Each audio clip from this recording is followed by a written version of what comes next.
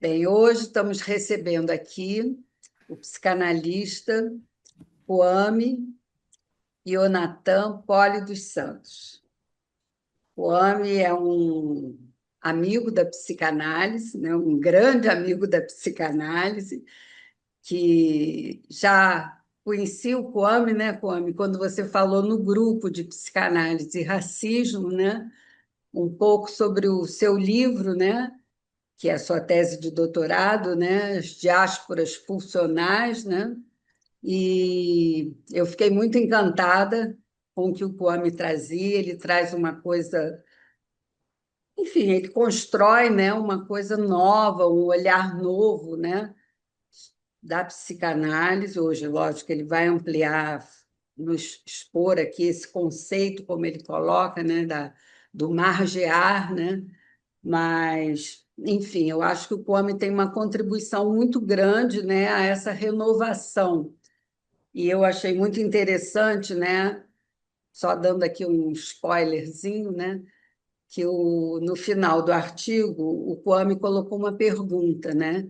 Se a psicanálise não puder, né, olhar para quem está nas margens, nas periferias, a psicanálise que justamente começou escutando as histéricas, né, que estavam nas margens da medicina da época, né, para quem e para que vai interessar a psicanálise.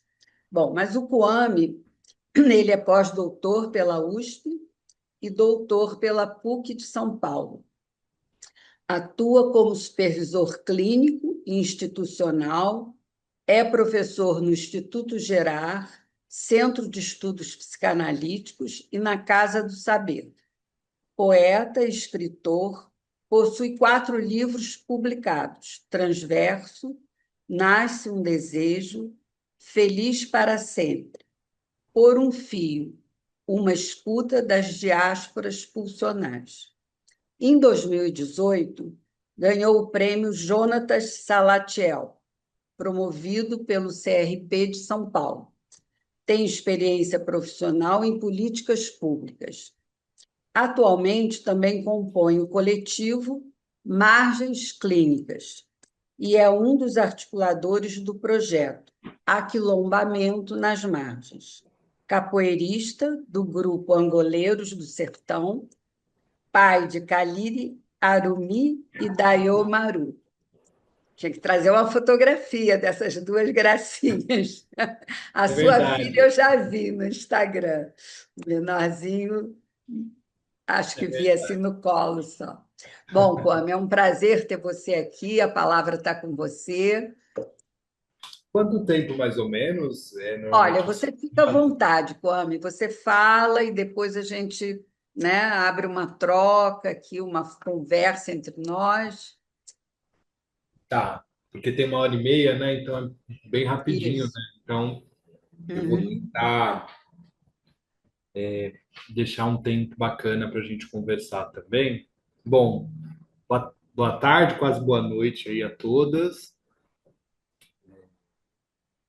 Eu queria agradecer a Maria Tereza pelo convite. Já faz um ano, né, que ela fez esse convite, mais ou menos, foi em novembro do ano passado.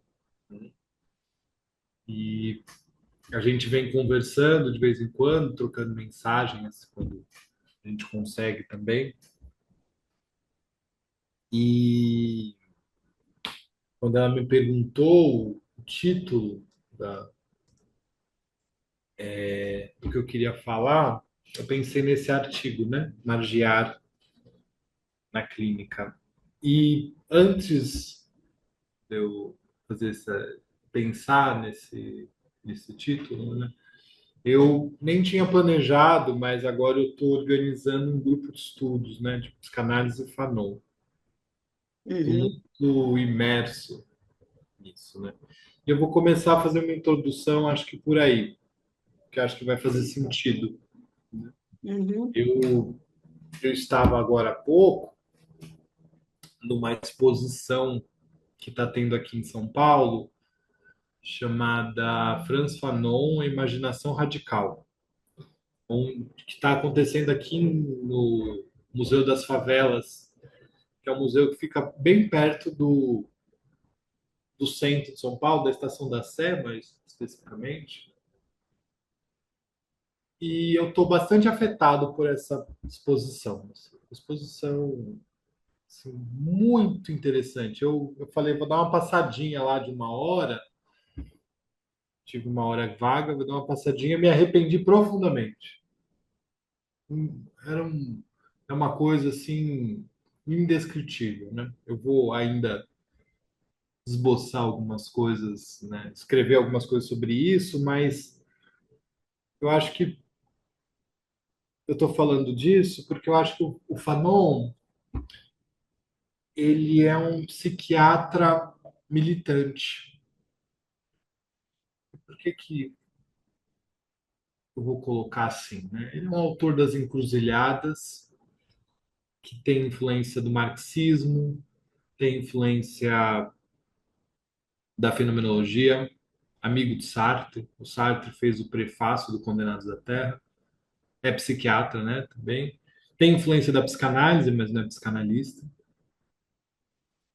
Que, fundamentalmente, ele vai trabalhar uma coisa que eu achei interessante o Vladimir Safato ter colocado dessa forma, o quanto que a sujeição psíquica é central para a colonização.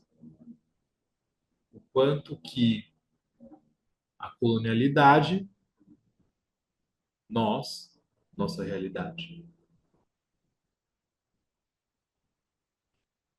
abordar a colonialidade necessita fundamentalmente pensar processos de subjetivação, pensar formas, a forma como a gente se constituiu nisso, a forma como a colonialidade ainda se faz presente na nossa realidade. Um dos maiores sintomas, né,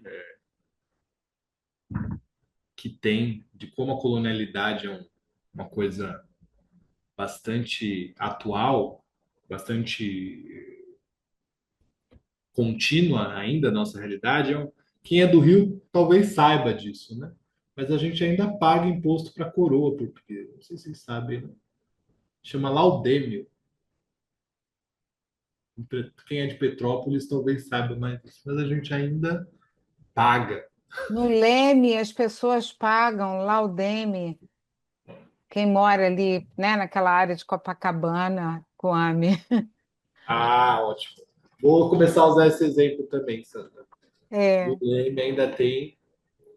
Então, eu acho muito simbólico que a gente ainda pague pela colonização. Nós, que enriquecemos os cofres portugueses, ainda pagamos, damos dinheiro por ser colonizado. Isso não é uma coisa de 1800, é uma coisa de 2025, 2026, 2027, 2030, enfim, né? Enquanto essa relação continuar sendo estabelecida, né? Nesse sentido, né, o, o Fanon ele vai trabalhar algumas dimensões, né, do psíquico que nos interessa muito, né? No Pele Negras Máscaras Brancas, que é o livro que eu estou me debruçando mais, ele vai fazer uma leitura do Édipo muito interessante. Ele vai falar o seguinte, né? O Édipo nas famílias brancas, né? Ele se refere a um conflito, uma autoridade que, que é o pai, enfim, né? Que é a função paterna, enfim. Mas na família colonial, a família colonizada, a contraposição é contra o Estado. Não se trata de uma contraposição contra uma autoridade paterna, mas contra o Estado. Um Estado que tem braços, né, que tem um paralelo com o funcionamento da família, né, um Estado que é colonial e que, para a família colonizada, se passa de outra forma esse processo de subjetivação. Vai fazer uma crítica, né, ao complexo edípico, a ponto dele dizer que a criança negra, por mais que cresça num ambiente, vamos ser winnicottiana aí, suficientemente bom, ao menor contato com o mundo branco, ela adoece. Pois se descobre negra. Né? E o que isso, e do que isso decorre? E o que isso vai significando esse contato? Então, a Fanon faz um diagnóstico do, da nossa realidade que é fundamental para a gente pensar a clínica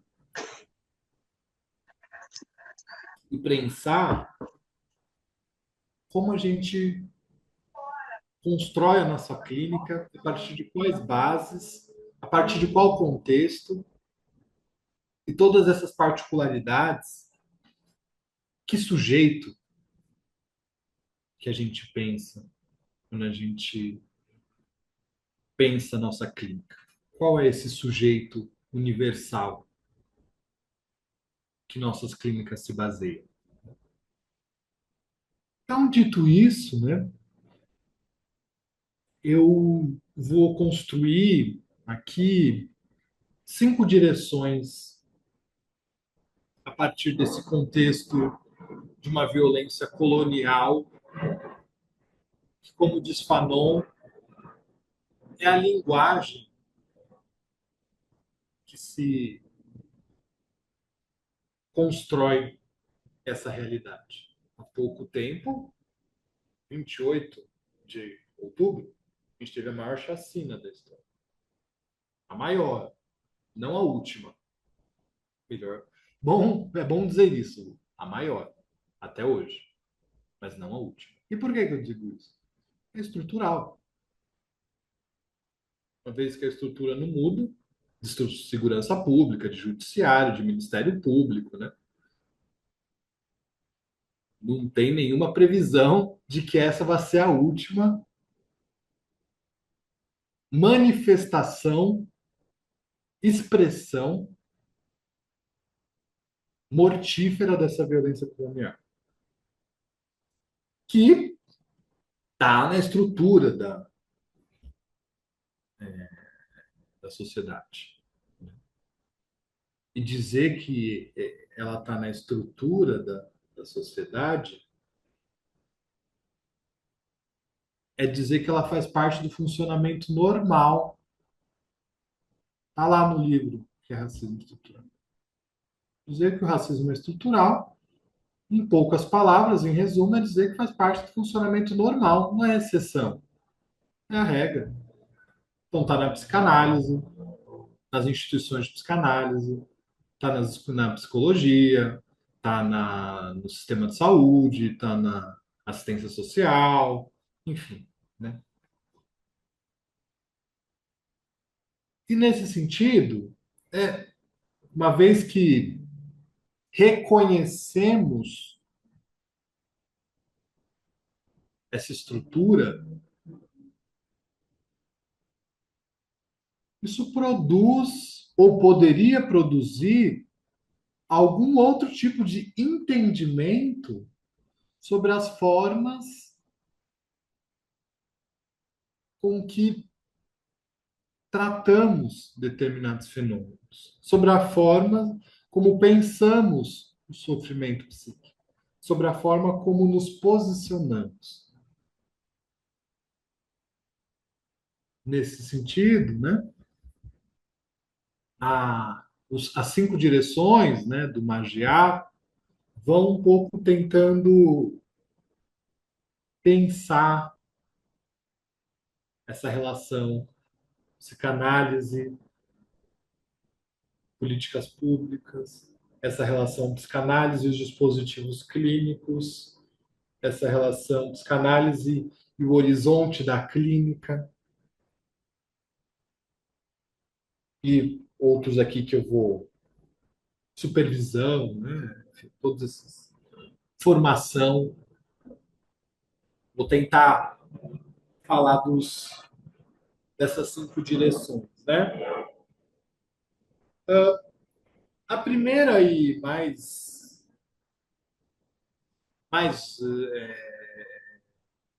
interessante, talvez, da ideia de margear, é um pouco contar o trabalho que o coletivo Margens Clínicas, do qual eu componho, vem desenvolvendo.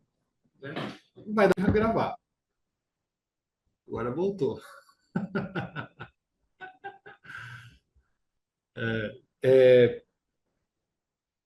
Um pouco contar esse trabalho do Margens Clínicas desde 2012, né? Eu entro em 2016, 17, em 2017, né?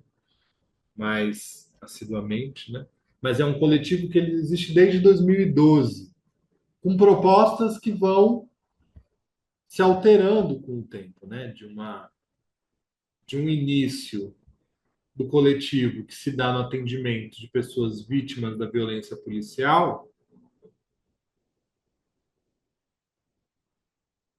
passa-se a compreensão de formação de dispositivos clínicos que façam enfrentamento à violência de Estado.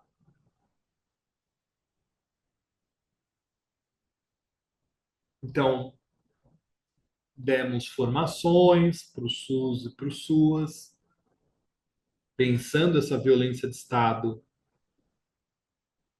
como é que ela é introjetada pelas instituições, como é que ela é trabalhada pelas instituições,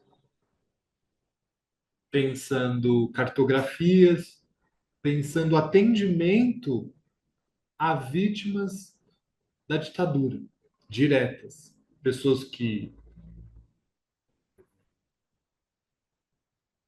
se exilaram, filhos, filhas, né, melhor dizendo, de pessoas que foram mortas pela ditadura, né? Tinha uma moça que ela foi dizendo até após um processo grupal, né, a gente tinha um grupo com afetados da ditadura, né, a maioria mulheres. E era uma moça que ela foi dizendo que após esse grupo nunca mais ela silenciou sobre essa história. O grande efeito do processo da ditadura civil, empresarial, militar foi um silenciamento, né? Eu digo civil, empresarial, militar, quem assistiu Agente Secreto vai entender. Tem uma coisa importante ali sendo dita, né? Recomendo, assistam Agente Secreto, né? Só fechando esse parênteses. Dizendo dessa influência. E aí ela foi dizendo desse grupo como sendo um grupo que possibilitou ela falar livremente sobre isso. Algo que antes era impossível de ser dito. Né? E a gente sabe bem, né, que quando algo se silencia, retorna, né? Como retornou uma nova tentativa. Isso foi lá em 2017, né? Antes do golpe da Dilma, antes do Temer, da eleição de Bolsonaro. A gente nem imaginava isso.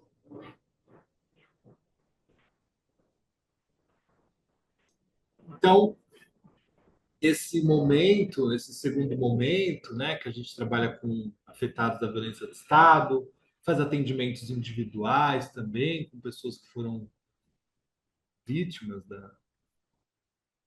disso, de marcas transgeracionais em relação à ditadura militar, atendimento territorial, a gente fez uma escuta territorial em Perus e em Paraisópolis, trabalhos lá também. E caminhamos, né, já no 2019, né, com a proposta de uma construção do aquilombamento nas margens. Aí entra a pandemia, a gente começa atividades online, fazendo grupos com profissionais do SUS e do SUAS, mas já mirando essa violência colonial. já mirando a forma como, a maneira como a gente se constituiu nessa estrutura, trazendo questões a partir daí. Como nos constituímos nesse racismo estrutural? Como nos estruturamos? Mirando esse racismo estruturante. Bom, a pergunta mais óbvia e mais recorrente é como, quando raça foi uma questão na sua vida. Um dos efeitos da colonialidade é colocar que a racialidade só é uma. A relações, o tema da raça é só uma questão para a população indígena, negra, amarela. E não. Assim como gênero também é uma questão para os homens, raça também é uma questão para as pessoas brancas. Então, o trabalho do racismo, de pensar isso a partir de dispositivos clínicos, né, foi nos levando a formular novos dispositivos, a pensar outros dispositivos para tal altura do que está sendo colocado, né? E aí dando um salto gigantesco aí na história, né? Mais recentemente, né? A gente tem feito uma proposta dentro das clínicas públicas de conversas públicas na rua. Na rua mesmo. Na rua não, né? Porque senão a gente é atropelado. Mas na calçada, no bulevar, putz, porque eu vou ter que usar a geografia de São Paulo, né? Tem a Paulista, e na Paulista tem um prédio do Sesc Avenida Paulista e o prédio do Itaú Cultural. E tem ali eles chamam de Boulevard, eu acho esse nome horrível, mas não sei como dar outro nome para aquilo, mas é uma pracinha. Tem uma pracinha em que a gente põe cadeiras de praia e uma vez por mês a gente coloca temas aí nas redes sociais, na nossa, que é como a comunicação tem acontecido, né, no WhatsApp, e faz e se propõe a escutar quem vier, né? E tem sido. A gente fez em dois locais diferentes, mas esse da Avenida Paulista tem sido. A gente fez o ano inteiro. A gente chegou a fazer uma experimentação na frente do Teatro Municipal, de São Paulo, onde, enfim, onde era o MAP X, né? Lugar X. E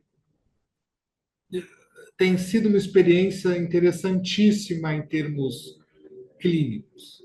A gente tem perguntado muito isso, né? Bom, o que, que há de clínico nisso? O que, que tem de clínica nesses encontros mensais que a gente faz? Amanhã vai ter um, inclusive, o último do ano, né? Cada temática ela vai sendo lançada pelo anterior e pelo grupo anterior, e é um grupo bem rotativo, né? E é interessante como as coisas foram caminhando, porque no início, né, veio um público de uma determinada classe social, algumas pessoas negras, a maioria branca, e a gente foi reparando que a gente punha a cadeirinha ali no boulevard, as cadeiras, né? A gente fazia uma roda ali naquele espaço, né? E no entorno tinha uma série de pessoas que estavam dormindo, que estavam morando. A gente estava entrando ali na casa das pessoas, né, que dormiam ali nos arredores e falando, meu, mas quem é o público dessa conversa pública? Para quem que a gente está fazendo esse dispositivo? Não, né? E isso foi incomodando a gente, né? Porque ali a gente conversava com a rua também.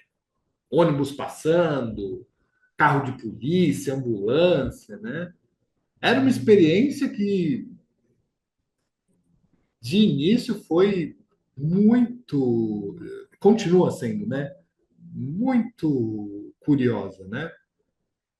De se dispor a escutar a rua também, o território ali, né? E aí, no território ali do centro, tem pessoas que moram, né? Ali na calçada. A gente falou, bom, mas a gente tem que, pelo menos, convidar as pessoas, né? Dizer, olha, tá rolando isso, vocês querem, né? Tá, mas como é que a gente faz isso? Que sentido isso vai ter, né? Vamos pensar. E a gente foi pensando sobre isso. Até que um dia as pessoas ali que moravam ali falaram, ah, topamos. Né? E foi algo que mudou nosso dispositivo de novo. A gente falou, olha, a gente precisa repensar isso, né? De o quanto que esse dispositivo está conversando só um certo público. Que público é esse, né? Que faz sentido essa forma, essas perguntas, né? Eu lembro que uma das intervenções de um rapaz que chamava Henrique, né? Que morava ali, dormia ali do lado, ele falou: Nossa, essa pergunta que vocês fizeram é horrível. É uma pergunta que eu acho que era a pergunta assim: o que é o humano? Era uma pergunta bem. Essa pergunta é horrível, as pessoas não entendem. Aí a gente mudou a pergunta. Falou: Não, a gente tem que mudar as perguntas. Acho que a gente está fazendo muito acadêmico aqui, a gente não está. Vamos reformular. E aí a última foi o que é saúde mental. Teve um efeito muito interessante, muito interessante. Nas perguntas, elas acabavam servindo como uma intervenção também. A gente fazia uma roda ali por uma lousa, tinha alguém que ia convidando, né? Fazia parte do dispositivo, alguém que a gente chamava de volante, né? Então, temos feito essas experimentações em relação aos limiares do que é a clínica, né? Então, o margear uma primeira direção, ele tem um pouco a ver com esse trabalho tanto do SUS, que com o SUS no aquilombamento, nas formações, nas desformações que a gente fez, quanto também esse trabalho, enfim, né, bem amplo, né? Fiz aqui uma síntese, né, bem mais ou menos, né? Uma segunda direção, né, é do margear como uma clínica em direção à margem, né? Uma clínica que se propõe a aquilo que, né, a Teresa trouxe, né, retomar essa escuta do que está nas franjas da, da, da, da, da da subjetividade, que está no limite, nos limites. Uh, e esse limite, inclusive, de questionar o que é o clínico, o que se discute na clínica, o que se escuta na clínica, o que não se escuta na clínica, como se escuta na clínica, como se escuta o valor na clínica, a construção de um valor na clínica. Isso é algo muito. Essa é uma encruzilhada importante. A construção do valor na clínica. Né? Como se. Como é que a gente faz isso? A partir de qual referencial? Né? Eu vivo numa bolha, e eu sei que é uma bolha, né? De clínicos que vão, de alguma maneira, se dispor a escutar pessoas que têm vulnerabilidade econômica. Né? Mas é uma bolha.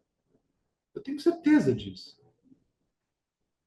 Como fora dessa bolha isso é trabalhado? Pessoas que conseguem pagar com a presença, pessoas que não têm como vir, inclusive, né? Fazem sem conseguir pagar um valor econômico. Como sustentam, como pensam essa construção do valor, né? Acho que esse é um dos assuntos mais recorrentes das supervisões que eu dou, né? Mais recorrentes. Como pensar esse valor? Então, há um limite aí também no posicionamento na luta de classes, né? Na questão das classes, mas também há dimensões aí de gênero, de raça, interseccionais desses limites. Que, lógico, né? Que compõe, né, um sujeito, né? Não só essas dimensões particulares, né? Mas também poder analisar uma clínica que sai da sua,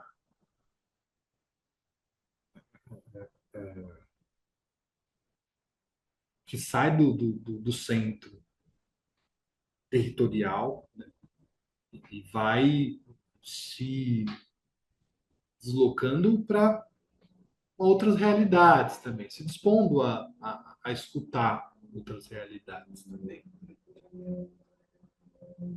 Mas para isso é essencial que o analista consiga também estar minimamente atento aos atravessamentos que existem no seu corpo, de raça, de gênero, de classe, de como isso compõe a sua escuta.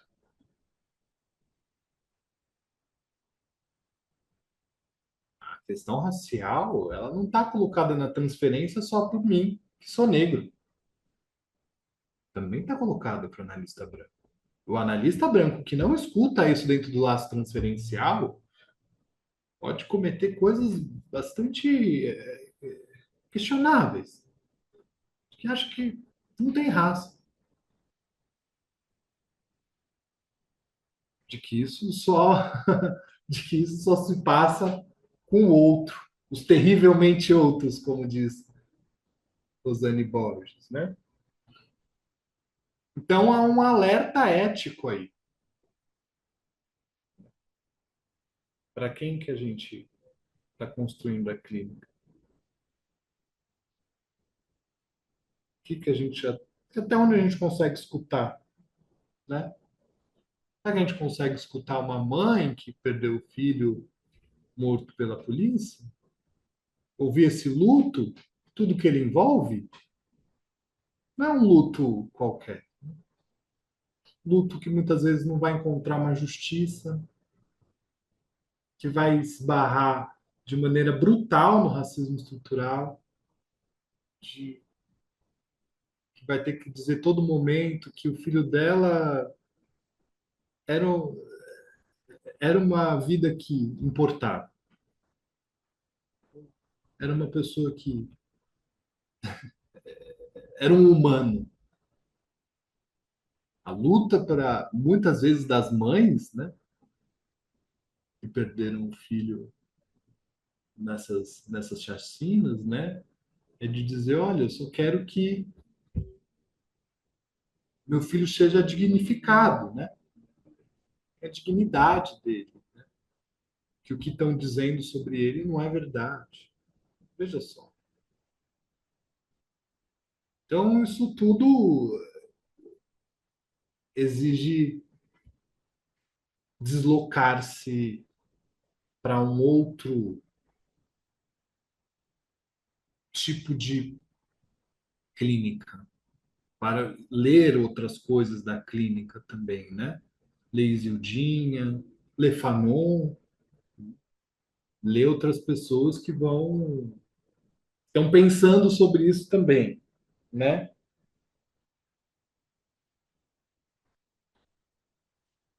E o terceiro, que aí eu já entro num terceiro margear, né? Que está presente no texto, mas talvez não de forma não, mais circunscrita, né? Desse tangenciamento que vai buscar novas alianças, né? Vai buscar alianças onde muitas vezes houve um epistemicídio, de que vozes que foram pouco escutadas, né? Como Lélia Gonzalez, né? Não sei se vocês sabem, mas Lélia Gonzalez, ela traduziu livros de psicanálise. Não só ela é uma socióloga, ela traduziu livros de psicanálise também. Teve uma exposição dela em Belo Horizonte, que eu tive a felicidade de descobrir isso. Eu falei, nossa, gente, quanto apagamento. E muitas vezes Lélia Gonzalez é para a gente escutar o português. Escutar o português. Escutar o português não é uma língua falada pelas pessoas pretas. Escutar uma língua menor, tal qual fala Deleuze, diante dessa língua colonial. Que, por exemplo, está no valor, de como a gente constrói o valor. Escutar uma outra. Fazer questões para essa universalidade desse sujeito universal construído pela colonialidade. É isso que Fanon vai apontar. Raça é uma interdição da humanidade. Raça é uma forma de interditar a humanidade. Para aqueles sujeitos lá para aqueles corpos estendidos lá no complexo do Alemão, não tem. Não se escuta sobre esse tal humano, né? Por isso que pode atirar, né? Mas não foi o último aviso. Não foi a última vez que isso aconteceu, não. Então, isso nos força, né, a, a pensar sobre isso, uma vez que isso nos afeta, né? Lógico, preciso também ouvir isso. Né? O que nos afeta? Isso nos afeta? O feminicídio nos afeta? Esses casos diários aí de mulheres sendo assassinadas, essas coisas nos afetam de alguma maneira, né? A gente se autoriza a escutar sobre isso, né?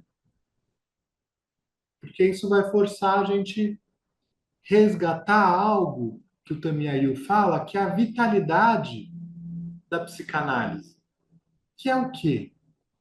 De aliançar, de escutar aquilo que é estrangeiro, aqueles elementos anódinos, essa capacidade de hibridizar-se, de hibridez, de escutar essa diferença, de se dispor a escutar essa diferença. Mas isso exige é, uma a invenção de uma escuta. Escutar a diferença exige uma invenção de uma escuta, no seu limite. Então, o, as referências elas vão se ampliando nisso, né? Vão nos ajudando a, a fazer essa ampliação. E teve até uma coisa interessante, né, no Congresso, né, isso que a gente estava falando, né, que que a Ludmilla falou, uma colega, né, que dividiu a mesa, ela falou uma coisa muito interessante. Ela falou sobre quantas vezes a gente fale mais sobre isso e realmente a gente está escutando, querendo saber mais, aberto a isso que vem nessa diferença absoluta, né? Que está, como diz Lacan, o coração, né, do desejo do analista, né? Lá no seminário 11, na última das últimas páginas, né, dos quatro conceitos fundamentais, né? que ele vai construindo, o que deseja o analista, né? Não, o desejo do analista é uma diferença absoluta frente ao significante primordial. Então há algo aí que precisa se deslocar para que possa fazer algum tipo de abertura para que escute isso, né? E o quarto sentido, né, desse magiar se refere a inventar margens também, né? Novos contornos clínicos, que foi um pouco do que eu falei ali nas conversas públicas e o dispositivo grupal, né? Eu acho que eu já falei um pouco, eu não vou me deter muito nisso, né? E o quinto sentido, né, que eu ando agora, isso é mais recente, né, se refere a pensar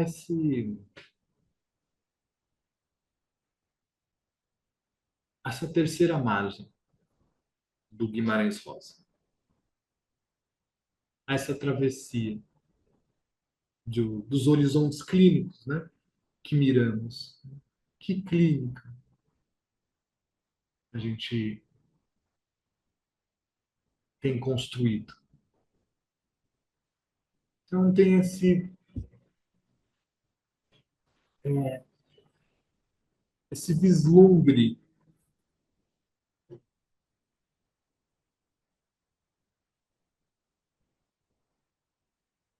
dessa terceira margem, da qual, uma vez que nos arriscamos, não voltamos, né?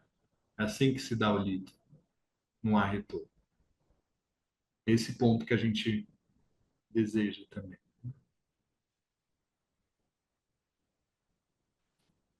Então,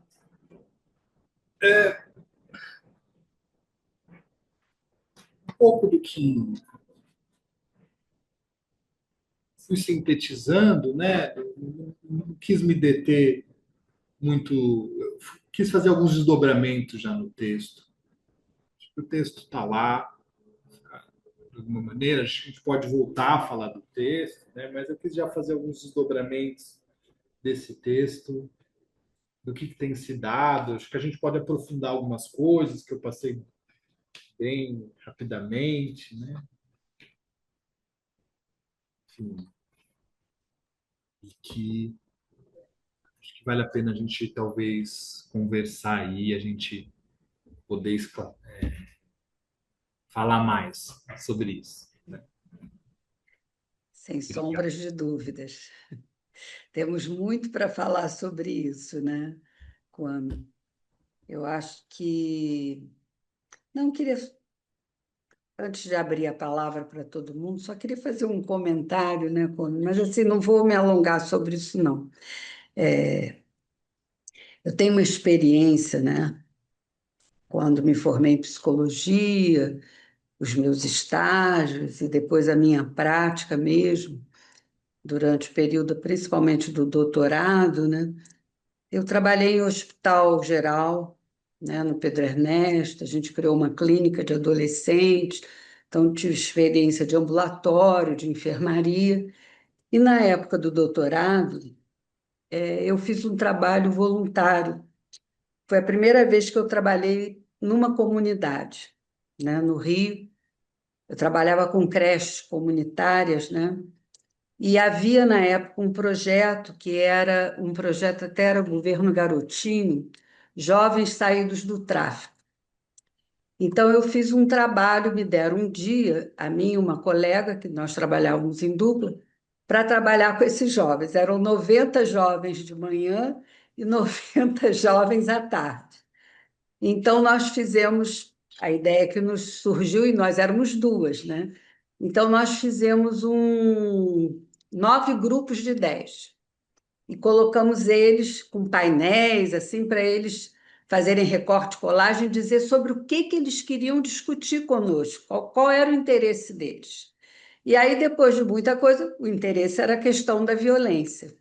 E o fruto desse trabalho, que foi um trabalho muito forte, muito importante, eles construíram uma peça de teatro. E lá tinha, né, porque tinha um projeto Criança Esperança, lá no Pavãozinho, então tinha um teatro lá. E eles representaram a peça, que era a atividade deles do trabalho no tráfico. Tudo que eles faziam, os papéis, as coisas, e isso foi representado no teatro, com o público, com tudo, né? Então, eu só estou trazendo isso, entendeu, Cláudio? Porque, assim, foi uma experiência muito marcante na minha trajetória, né? E que eu acho isso, né? Você estava falando da praça, né? Eu estava nessa comunidade, né? Então, você tem que ter uma criatividade, né? Você tem que ter uma abertura para acolher e poder fazer um trabalho. Aí as pessoas vão dizer, mas isso é psicanálise, não é psicanálise? A questão não é essa, ali a questão não era essa. Não havia, não era um trabalho clínico, né? Mas eu acho que aquele trabalho foi um trabalho muito importante, que assim foi sabe assim, você poder devolver a dignidade a um grupo, né? Que eles se colocaram ali como sujeitos, né? Olha, é assim que nós atuamos, é isso que nós fazemos, né? Estávamos ali discutindo, claro, teve várias palestras com eles, filme, notícias de uma guerra particular, enfim. Mas eu só queria trazer essa experiência, entendeu, como? Para dizer a você que eu tenho não só uma abertura, mas sabe, como é que eu vou dizer? Uma felicidade, a palavra que está me ocorrendo é essa, de ver, né, você desenvolvendo esse trabalho, você criando uma teoria para poder, né, criar esses dispositivos e pensar essas questões, eu acho isso da maior importância. Então, quero agora abrir a palavra para todo mundo, quem quer falar. Sandra já tirou aí o. Pode falar, Sandra. É, eu, eu fiquei pensando na Kwame, na importância dessa terceira margem. Me lembrei muito, adoro esse conto do Guimarães Rosa, do estranhamento, do incômodo que quando a gente resolve viver numa terceira margem, ou seja, a gente não está nenhuma nem outra, a gente está, né, sustentando uma posição que, na verdade, é incômoda, né? É incômoda para quem fica e é incômodo para quem observava ele e não entendia por que que ele estava ali naquele lugar, né? Que eu acho que é uma posição fundamental do psicanalista, tentar sustentar essa terceira margem, que para mim seria uma posição do incômodo, né? E eu faço um exercício diário, eu tenho uma clínica muito diversificada, com pessoas mais pobres, pessoas que me pagam através de escambo, eu tenho uma costureira que me paga com vestidos, eu tenho muitas formas de pagamento e tenho outras negociações também para poder sustentar a minha clínica. Mas uma coisa que eu tenho feito, eu tenho a minha clínica e moro em Laranjeiras, aqui no Rio de Janeiro, e eu conheço toda a população de rua do meu entorno. Eu não só conheço, eu escuto, eu converso, eu interajo com eles todos os dias. Eles me conhecem, falam comigo. Hoje eu passei por um e eu falei: o que que você está fazendo aqui agora? Ele falou: não, mudei de lugar, eu não estou mais morando ali na General Glicério, eu estou morando aqui perto do banco, porque disseram que ali tinha uma população muito grande, me expulsaram dali. Então, eu vou conversando com eles, tentando não ter nenhum estranhamento maior. Isso está fazendo parte da minha vida para lidar com esse incômodo, porque é um incômodo. Por que que eu converso com alguém que mora na rua, que tem uma casa na rua, que come na rua, que eu divido o dinheiro, um lanche, eu negocio com eles, eu digo assim: não tenho dinheiro mais, eu estou dando dinheiro toda semana, Ah, não, professora, tudo bem, não precisa mais, você já me deu bastante esse dia, esse mês. Então, há uma interação que é que é um incômodo, mas eu quero ficar nessa posição. Por quê? Porque eu também trago isso para a minha clínica, para o meu paciente que não pode pagar, para o meu paciente que mora numa favela, que foi afetado por uma violência, que perdeu alguém. É, é difícil sustentar isso, mas é bom saber que é uma bolha, mas que a gente pode furar bolhas, mas que a gente pode margear, é que a gente pode trazer mais pessoas para essa terceira margem do rio, porque é mais duro fazer isso sozinha. Quando a gente começa a fazer essa troca, que é o que a gente fez, né, Kwame, lá no Congresso da Nebulosa Marginal em São Paulo, quando a gente começa a lidar com muita gente diferente, fazendo um trabalho diferente, a gente começa a achar um caminho. Vai continuar sendo a terceira margem, vai continuar sendo incômodo, mas eu acho que tem mais sentido sustentar essa margem, não abrir mão dela. Eu tenho feito um esforço enorme em não abrir mão dessa terceira margem. Eu não sei o que eu estou falando aqui tem sentido, mas é como eu estou sentindo, Kwame. Sabe, é como eu consigo ler o seu trabalho também e como eu venho tentando construir a minha vida na clínica, que me afeta o tempo todo, que eu me deixo ser afetada por ela o tempo todo e está viva, né? E está ainda com a vitalidade, né? De escutar o estrangeiro e o diferente. Me perguntaram uma vez como é que se escutava um indígena. Eu falei, com disponibilidade de ouvir. Ah, mas eu não conheço toda a cultura dele. Você aprende a cultura dele. Você pergunta, você estuda, né? E o que a gente não sabe, a gente aprende, mas com essa disponibilidade de estar ali nesse incômodo. Enfim, é isso. Sim. Lembrei de uma pessoa que trabalhou muito no Rio, chamada Neuza Santos Souza, né? Um dos últimos vídeos dela é Ela uma era entrevista. minha vizinha e eu Ah, cruzei mentira! com ela várias vezes aqui em Laranjeiras.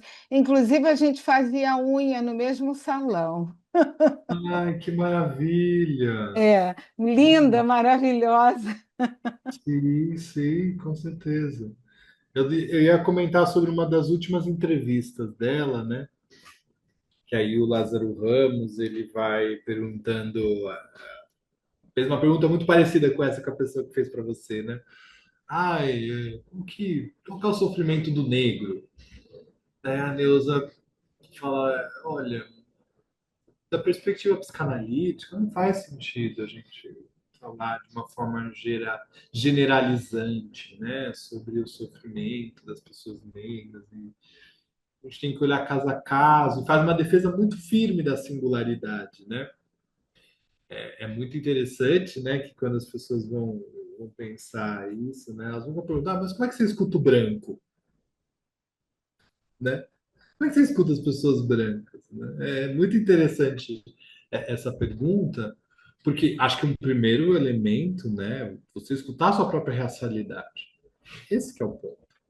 Que é uma coisa que, por conta, né, da colonialidade, do que se foi considerando como sendo o normal, né, não se escuta. Né? Eu acho que a denúncia de Fanon é dessa alienação também das pessoas brancas em relação e os efeitos que isso tem, né, dentro da clínica, né, de achar que é o outro só que carrega essa história, né? Tem aí o livro da Cida Bento, tem todo o trabalho da Lia Weiner Schuckmann, tem agora a Laura minha amiga escrevendo coisas sobre isso na psicanálise também, ela está escrevendo um texto sobre essa essa alienação a partir desse elemento transferencial, assim, tipo assim, como é que é esse analista que não se racializa?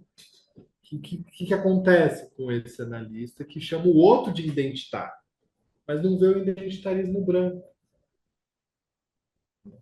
E, e aí, voltando, né, essa coisa do incômodo, muito importante isso, né? Acho que dentro, dentro do campo das relações raciais, tem um, tem, as discussões sempre são permeadas por incômodos, permeadas por desconforto, né? E não teria como ser diferente, né? Uma ferida aberta. Olha aí, 23 de outubro, 28 de outubro. Uma ferida aberta que sangra, que infecta, né? Como diz a Grada Quilomba, né? E que vai exigir, enfim, sua cicatrização vai exigir um outro pacto civilizatório, né? O Fanon vai dizer que a cura é a gente chacoalhar as bases desse edifício colonial, né? Não tem outro, né? Essa máquina vai continuar, né? E ele vai dizer assim, né, no Condenados da Terra, né? Ele fala como a colonialidade é uma fábrica de adoecimento psíquico. Ele vai usar outras palavras, assim, de doença mental, assim, é uma fábrica desses processos, né? E eu acho que sustentar o incômodo, né, tem a ver com esse desejo do analista. Tem a ver com isso, né? De que não é uma coisa pacificada, né? O desejo, né? Ele é ardente. Uhum. Ele é algo que pulsa, né? E deveria, né? Acho que é Vital. vital, exato, vital, né? Que esses estranhamentos, né? Eles possam compor a clínica, possam fazer parte desse processo. Acho que você me lembrou muito esse processo que a gente fez ao longo do ano, né? A primeira conversa pública, a segunda, né? E aí a gente ali com as cadeirinhas, e aí uma, várias pessoas assim em torno, eu falava, gente, que coisa surreal. Parecia um filme do. Esqueci o nome do diretor. Mas parecia um filme assim que está acontecendo uma coisa aqui, do Lars von Trier. Está acontecendo uma coisa aqui, mas uma coisa muito absurda no entorno, né? Que a gente tem aí uma população, pelo menos em São Paulo, assim, sei lá, 70 mil pessoas na cidade de São Paulo, né? É uma coisa a se escutar, né, disso, né? E grande parte das pessoas negras. Então, se a clínica não vai estranhando essas coisas, se não vai se, né? A gente tem um histórico de a psicanálise questionar muito pouco isso. Infelizmente, né? Pessoas que a gente estuda tiveram um limite em relação a isso. Não escutaram o sofrimento dos colonizados. Não escutou que isso que produziu isso, né? Não escreveu sobre isso, mas deu algumas ferramentas importantes, né? Enfim, a gente reconhece isso, mas que tem limites, né? Eu acho que um pouco do margear tem a ver com, olha, precisa olhar lá no Nego Bispo, precisa lá no Ailton Krenak, precisa lá no Davi Comperral, vamos ouvir, né, sobre outras formas de estar no mundo, né? Para a gente construir uma escuta à altura de escutar um Krenak, escutar um Gopperhal, né? Eu acho que essas coisas Uhum. são essenciais mesmo, né?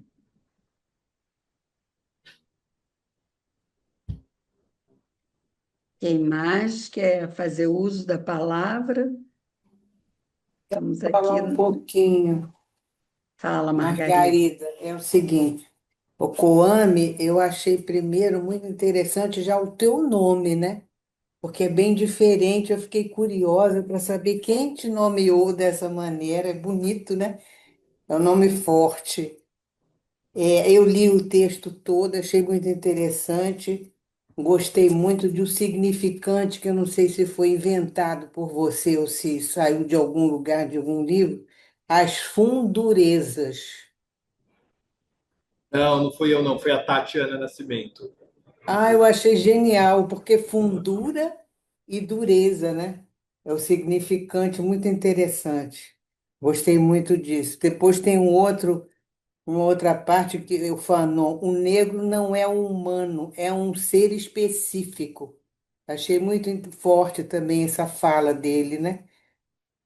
Depois tem uma outra coisa que fala assim, o cubo branco, que acho que ele vem no laço transferencial, né? Eu não entendi muito, mas achei que a gente podia destacar isso para você explicar um pouquinho mais. Agora, o que eu fiquei muito curiosa, sabe, Coame, eu gosto muito das coisas quando elas aparecem ao vivo. Então, você falou desse trabalho de rua, que eu me lembro que uma vez a Maria Rita Kel falou disso e nos estimulou, incentivou a fazer isso na Cinelândia, em qualquer lugar. Então, isso é um trabalho interessante. Mas eu fiquei pensando assim, tem outros trabalhos que você fazem em grupo, e eu fiquei curiosa como é que isso se dá. Por exemplo, são dois analistas ou três que ficam aguardando, ou cada pessoa vai chegando e vão sendo atendidas particularmente? Como é que funciona mesmo na prática? Eu gosto muito da prática, né? Para não ficar só na teoria. Vamos falar disso, me conta um pouquinho dessa conversa, né? Com certeza. Acho que como é algo está em construção nesse momento e tem uma construção, vou falar um pouco da construção que a gente foi fazendo, né? Nós vamos em grupo, nós vamos em grupo fazer esse trabalho, né? Em grupo de 4 pessoas. Nós vamos em 4 pessoas, Quatro pessoas. 4 pessoas. E vou contar um pouco da evolução, né?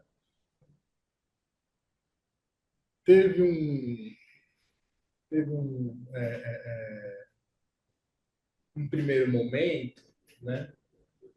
Que a gente pensou que talvez não precisasse de tanta gente para fazer esse dispositivo funcional, para acionar, para ativar o grupo. Nossa, acho que 4 pessoas é muito, talvez dois só, né? E à medida que o trabalho foi rolando, a gente foi formando funções. Então tem dois coordenadores, tem 2 pessoas que coordenam, uma pessoa que a gente chama, eu vou falar um pouco de cada uma, tá? Uma pessoa que é volante e um cronista, e uma pessoa que faz a memória Rita, e faz uma, digamos assim, um trabalho de, não é exatamente não cronista. A gente mudou tanto essa função que é uma pessoa que vai fazer uma memória, talvez.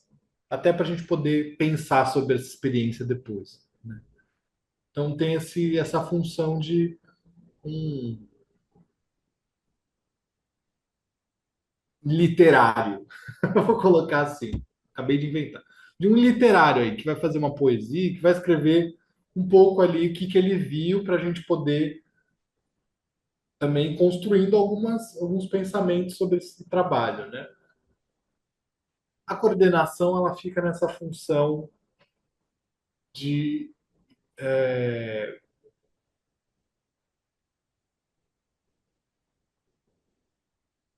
digamos assim,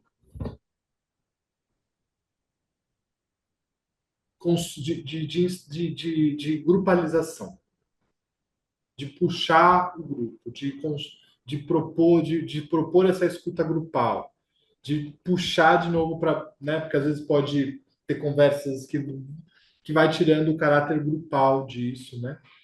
E o volante é uma das figuras mais centrais aí, né? Porque chega muita gente que se aproxima ali tenta entender, né? E o volante ele faz esse dentro-fora, fora-dentro do grupo, que vai fazendo essa escuta, é, digamos assim, do entorno e vai trazendo as pessoas também para o entorno, né? Vai fazendo esse diálogo também.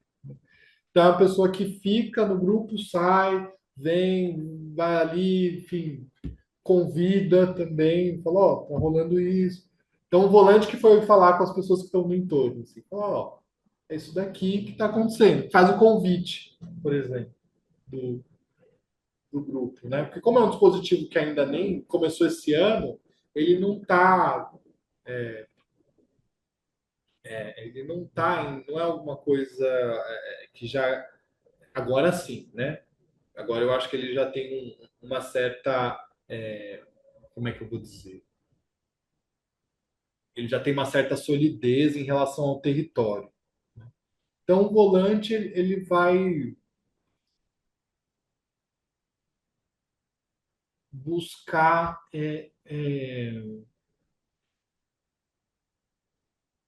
que o grupo seja poroso com esse fora também, né? Que ele não se encerre ali, né? Então tem essas quatro funções, por enquanto. E a gente trabalha com objeto de fala também. E a gente vai usando objetos de fala dos mais variados possíveis. Assim. Já teve um chocalho, já teve um. Vale. Qual foi outra coisa que eu levei? Enfim, são objetos de fala que vão tentando fazer, ó, quem está falando, pega o objeto de fala para todo mundo se escutar, né? Ali o primordial é que a gente consiga instaurar um mínimo momento no centro da cidade que as pessoas se escutem e falem, possam se escutar e possam falar por 2 horas. E a gente foi percebendo que só da gente pôr uma cadeira na rua, cadeiras no meio da calçada, dispondo-se a escutar, né? Já é uma coisa, uma intervenção muito, muito interessante. Né? Muito interessante. Então, em termos da metodologia que está em construção, por enquanto é isso. Por enquanto. Mas ela já mudou muito. Assim, eu estou dizendo desse momento. Pode ser que ano que vem eu fale, olha, a gente mudou isso, a gente está pensando isso diferente, a gente está, né, tá, ano que vem vai ter também. Em março, em abril, maio, junho, a gente já está, né, com esse compromisso também. Né? Então a pesquisa continua. Tem uma pesquisa também em relação a isso, né? Quanto que isso pode ser clínico, quanto que tem de clínica, como é que isso pode. Tem uma pesquisa que a gente está fazendo em relação a isso. O cubo branco, ele o white cube, né? Ele é algo bastante do campo artístico e que agrada, que eu peguei da Grada Quilomba, a partir das obras que ela constrói. Édipo, Narciso e Eco, Antígona, estou esquecendo algum. Ela tem o barco, mas o barco não tem o cubo branco. Então ela tem esses 3 volumes, Édipo, Narciso e Eco e Antígona, que ela utiliza esse cubo branco com atores e atrizes negras, visando fazer uma alegoria à branquitude, a esse centro ausente. É isso que ela vai dizer. Aquilo que de alguma forma se coloca de maneira central, mas que não se diz como tal, que dita a norma, enfim, né? E aí, acho que dentro da ideia do que vai se colocando na transferência, né, é para questionar exatamente esses elementos que atravessam a transferência, mas que eles só são colocados quando aparece uma pessoa negra. É um pouco para. Mas peraí, tem uma coisa aí que.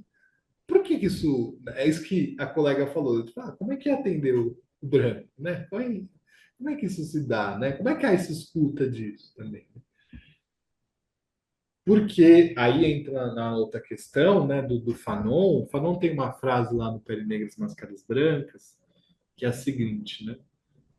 Existe uma zona do não ser, uma região extraordinariamente estéril e árida, onde um autêntico ressurgimento pode acontecer. A maioria dos negros, e acrescentaria, né, indígenas, não tem acesso a essa verdadeira descida aos infernos. A zona do não ser é uma zona de contradições, né? O Davidson Faustino, né? O grande leitor de Fanon, vai dizer isso. É uma zona de conflito, é uma zona de singularização, onde o autêntico ressurgimento pode acontecer,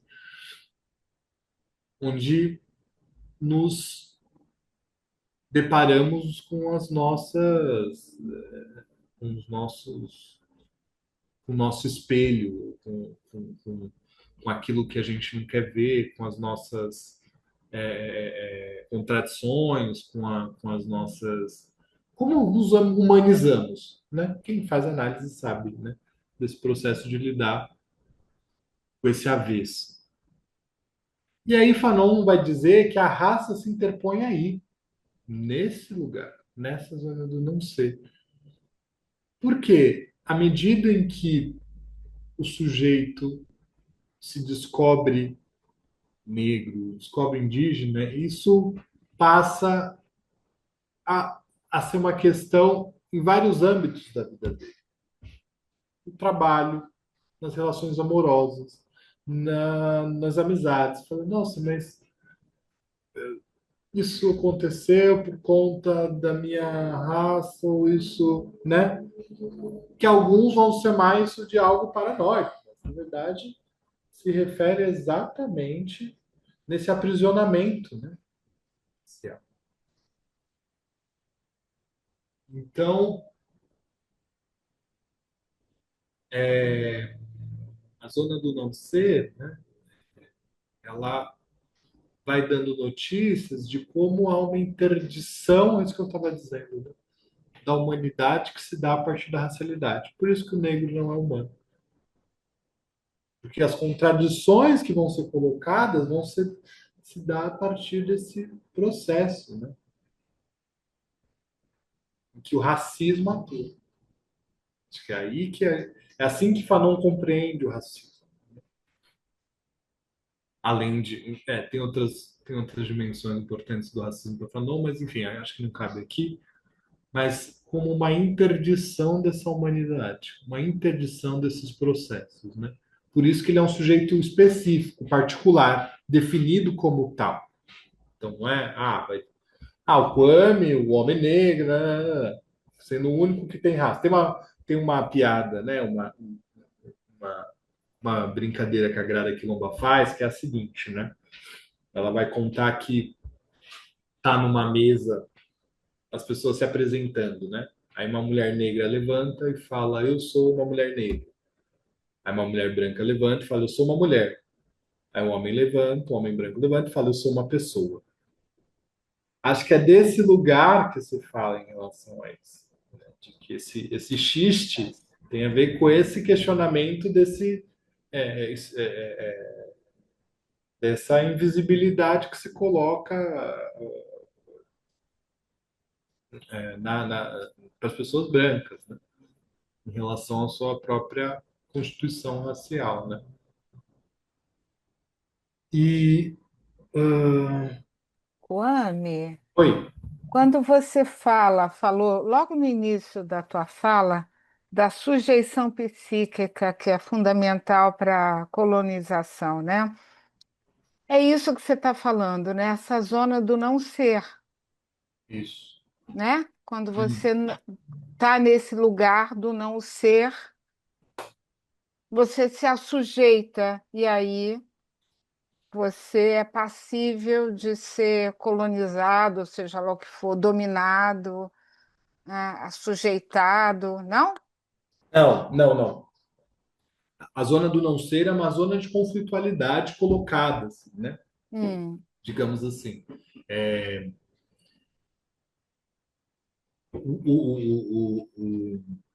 O processo, né? Vamos colocar em termos clínicos. O processo clínico, né? Ele é um processo da gente poder olhar para os nossos conflitos, Uhum. olhar para a conflitualidade que nos é constitutiva. Isso Freud, desde projeto para uma psicologia científica, né? Ah, ele vai colocar assim, né, lá no projeto. O aparelho psíquico, o psiquismo é campo e praça de tendências opostas, e como é que ele coloca? Campo de batalha e praça de tendências opostas. Ou seja, o conflito nos é constitutivo. O conflito nos constitui. O que o Fanon vai acrescentar? Muito bem, Freud. Tem razão. O conflito nos constitui. Porém, dentro disso que nos é constitutivo, o conflito para aquele que para o negro e para o indígena, ele é atravessado pela dimensão racial por conta do racismo. Então, Uhum. por exemplo, os indígenas. A pessoa que se declara indígena aqui na aldeada, ela enfrenta questionamentos diretos, né? De que, por exemplo, a pessoa para ser indígena, ela precisa estar aldeada. Como se, assim, a gente não tivesse 500 anos, né, de um genocídio, de um processo de colonização, e que tivessem pessoas indígenas que moram fora e que nem têm notícias por conta da colonização, de onde, Uhum. qual que é o território que o bisavô vem, né? A Não ponto. pode ir para a universidade, não pode ter um celular, tudo Exato. isso faria com que não é mais indígena, né? Exatamente, exatamente. Assim, a pessoa fala assim: ah, eu sou indígena. Ah, mas qual tribo? Sei lá, sei lá. Colonização robôs, né? É por um projeto, né, também de não saber de onde vem para não saber de onde vai, para onde vai, né? Então,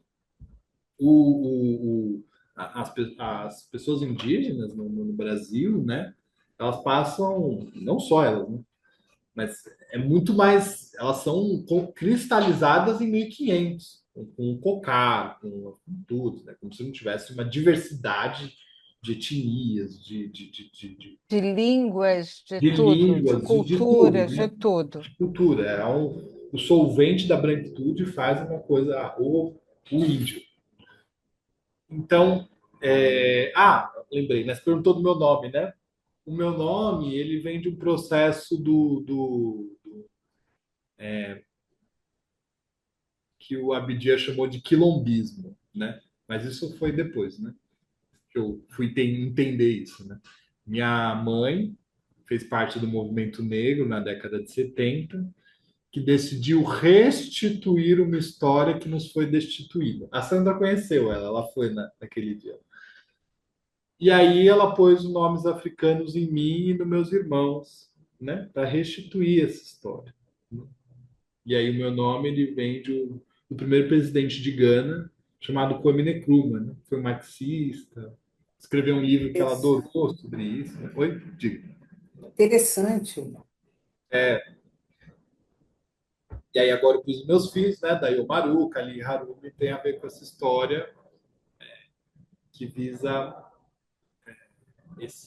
essa restituição, né? Tem é muito enfim, você me lembrou de outra coisa agora. É uma sugestão aí de filme. Posso fazer só uma pergunta, Kwame, antes de você Pode entrar sim. aí? Eu ia fazer rapidinho, eu ia falar para ele verem palês. Não, a partir do que a Sandra falou, essa questão do ser e do não ser, né? Eu fiquei pensando aqui, eu acho que você fala no texto, não estou bem lembrada, porque assim, você, né, dá uma entrada aí em Lacan, né? E eu me lembro alguma coisa do Lacan falando que a questão, eu não sei se é do sujeito, do inconsciente, tem alguma questão do ser, né? Que a questão, ele coloca isso. Aí eu fiquei pensando, será que esse não ser é uma contraposição a esse ser? Porque esse ser, esse lugar do ser seria, de certa maneira, universal, né? Não sei, eu gostaria que você falasse sobre essa questão, ser e não ser, entendeu? Do ponto de vista aí da psicanálise, né? um doutorado, é um mestrado de um rapaz que ele vai fazendo uma espécie assim, de historicização das leituras do Lacan sobre o inconsciente. Como na obra dele, consciente enquanto letra, inconsciente estruturado como linguagem, e aí, enfim, e aí vai caminhando, né? E aí no seminário 11, ele fala uma coisa assim sobre o inconsciente ser menos ontológico, ou seja, da ordem do ser e do não ser, e mais da ordem ética, de uma prática, de um exercício, né? Tchau, Marcela, obrigado. E aí, o Fanon, quando ele vai trabalhar essa ideia do não ser, ele vai se referenciar na, na fenomenologia, na ideia do Sartre, né? O Fanon é um autor das encruzilhadas, né? Como a gente falou no início, né? Ele é um autor que ele vai dialogar com, vai beber de várias fontes e vai dialogar com várias fontes no seu trabalho. O que eu fiz, não, e eu não vou conseguir falar agora, né? Infelizmente não vai dar tempo de falar, mas eu fiz uma aproximação da ideia da zona do não ser como campo pulsional, a partir desse lugar. Lá na tese eu faço isso, mas eu não vou conseguir agora em pouco tempo desenvolver todo o raciocínio, mas eu vou deixar essa indicação aí também, né? E aproveitar, né? A gente está finalizando, né? Eu fazer esse convite. Ano que vem a gente vai aprofundar algumas conceituações de Fanon e de psicanálise Fanon, né? Transferência, consciente. Estou organizando um grupo de estudos, né? E, enfim, convido a todas e enviar também para quem estiver interessado também. Vou mandar agora aqui para Maria Tereza. Era bom assim um contato, né? Isso, eu vou te Para mandar. quem se É meu interessar. e-mail, na verdade. Quem tiver interesse, vai ser um grupo mensal, segunda-feira, começando em À fevereiro, noite. à noite, das 8 às 10 da noite. A gente não definiu as segunda-feiras, porque eu estou tentando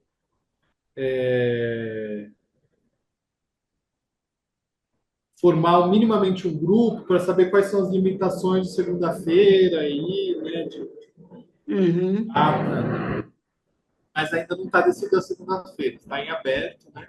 Eu estou esperando isso para já fechar essas datas também, né? Kwame, você sugeriu o filme Malês, é maravilhoso. É maravilhoso. Ele é É, muito bom. É muito Eu interessante. assisti o Malês, é muito bom. É vale a muito, pena a gente, de repente, pegar até para discutir ele, sabe? eu acho. Eu, eu acho que aquele livro, né, como eu comecei a ler, mas eu ainda não acabei, e, enfim, atrapalhada com mil coisas, dei uma interrompida, mas pretendo retomar. É Um Defeito de Cor. Eu não li isso, eu só. Esse livro, olha, nós todos temos que ler esse livro. Dali é genial, genial. Primeiro, porque é um romance maravilhoso. Maravilhoso. Você começa a ler, você não tem vontade de parar, entendeu? Apesar de toda a dureza, de toda, né? Eu não sei, Margarida parece estar lendo também, ou já leu. Eu já li há muito tempo, algum tempo atrás. Muito bom. Muito bom, né? Tem Kindle dele. Ela escreve Muito muito bem, bem. muito. É Aí é uma um coisa livro bom, sensacional. bom para ser em papel, sabe? Porque tem livro que a gente precisa É, o meu também em tocar. papel, mas tem Kindle. É, eu estou com ele impresso. É.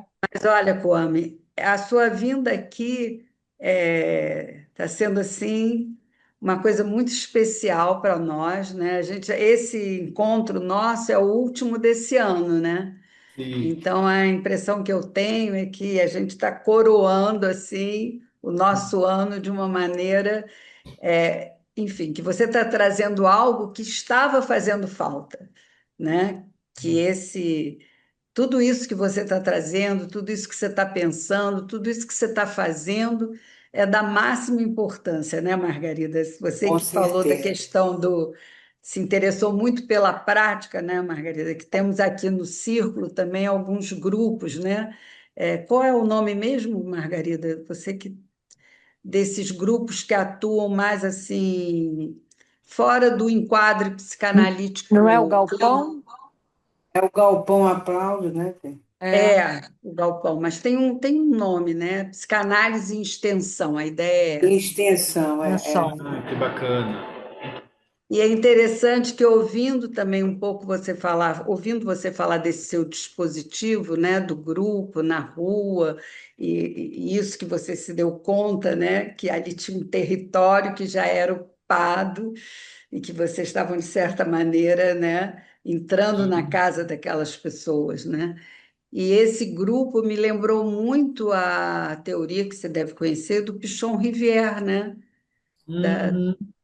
do grupo Acho operativo, cooperativo, sim, sim. né? A gente Que tem isso tem uma retomado aí. tarefa e que vocês foram mudando isso, né? Muito rico, muito interessante. Quem sabe, né, com esse grupo de estudos e com esse contato maior, não surge aqui alguém animado de fazer isso aqui, quer dizer, lá no Rio. Eu estou falando porque eu não moro mais no Rio, agora moro no Imagino. interior de São Paulo, então comecei a falar como se eu estivesse no Rio, mas aí me lembrei que eu não estou mais no Rio.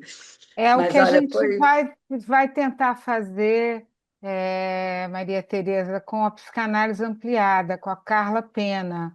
O nosso Ah, sim, já objetivo é tem um grupo de resgatar estudos. mais terapia de Sim, grupo, porque isso, a necessidade da gente poder trabalhar com mais pessoas, trabalhar com grupos, né? Uma claro. escuta mais coletiva. Então, Sim. a gente tem uma proposta bem interessante para esse ano, e o Coame depois podia até encontrar com a gente lá no Psicanálise Ampliada. Depois eu falo contigo, Coame, porque a nossa ideia é poder praticar mais isso num mundo que cada vez mais os traumas são diários e coletivos. A gente Hum, precisa de recursos e dispositivos para que a gente possa ouvir mais pessoas, né? Não dá conta só ouvir um a um, né? Às vezes a gente tem que ouvir mais pessoas. E o grupo é um facilitador, né? eu acho Tá. essencial esse trabalho, né, de grupo. Acho um trabalho assim É a muito retomada, né, Kwame, vitalizante, desse né? dispositivo grupal, né, que era um dispositivo muito usado década de 70, né, década de 80, e que depois ele meio que desapareceu, né? E Sim, agora está retornando, né? Muito, muito positivo, né? sim, necessário até. Acho muito importante, né? Que se Sim. retome isso, mas coletivamente, nesses trabalhos assim. Mas, de qualquer forma, obrigado, viu, Maria Tereza, pelo convite. Agradeço, né, todas aí pela presença nessa sexta-feira à noite. Hoje, inclusive, é uma das últimas palestras que eu vou dar esse ano. Tenho quase certeza. Não preciso olhar a agenda, mas tenho quase certeza que sim. Não, eu agradeço muito quando você ter aceito, né? Porque eu fui bem insistente com você, né? Fomos arranjando uma data até que encontramos, E né, deu essa certo. data, né? Então, Sorte nós é que agradecemos a sua disponibilidade.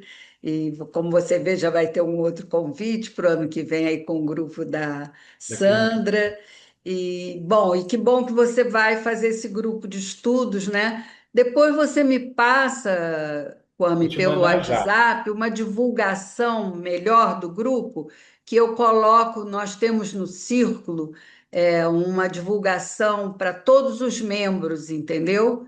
Então, eu Tá. coloco lá para todo mundo tomar conhecimento. Depois você me passa direitinho, com a Vou data, te mais ou mandar. menos, enfim, Não, como não vai. tem data ainda, mas tem esse Não, a indicativo. ideia assim do dia, do horário, embora isso seja ainda flexível, vai depender, né, do.